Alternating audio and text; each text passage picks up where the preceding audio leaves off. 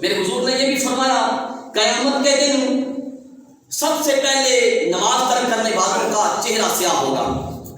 اور آقا کریم نے یہ بھی فرمایا کہ جہنم میں ایک وادی ہے جس کا نام لملم ہے، جسے لملم کہا جاتا ہے، اس وادی میں سانپ ہے، اور ایک سانپ جو ہے وہ اونٹ کی طرح ہے، اور اس کی لمبائی 1 مہینے کی مسافت جتنی ہے۔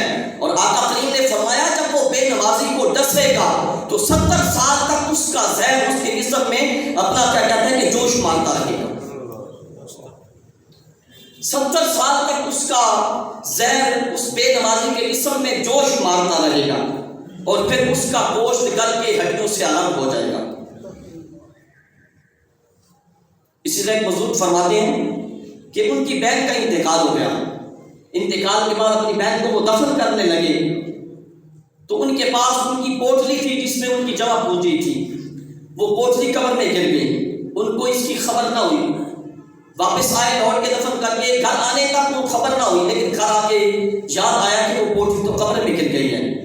گئے واپس قبر پہ، لوگوں کے چلے جانے کے بعد قبر کو کھودنا شروع کیا۔ جب قبر کو کھودنے لگے تو بہن کی قبر میں دیکھا کہ دہتی ہوئی آگ چل رہی ہے۔ وہیں مٹی ڈالی ہوتے ہوئے واپس آئے، گھر آ کے پوچھا، اپنی ماں کے پاس آئے، پوچھا اپنی جان بتائیں میری بہن کیا عمل کیا کرتی تھی؟ ماں نے پوچھا بیٹا کیوں اس کے بارے میں جاننا چاہتے ہیں؟ تو رو کے عرض کیا امی جان میں نے اس کی قبر پہ دہتی ہوئی آگ دیکھی ہے۔ تو ان کی والدہ نے بھی یہ رو کے عرض کیا بیٹا آپ کی بہن نماز میں سستی کیا کرتی تھی، نماز کو وقت گزار کے پڑھتی تھی، نماز کا وقت گزار کے پڑھتی تھی۔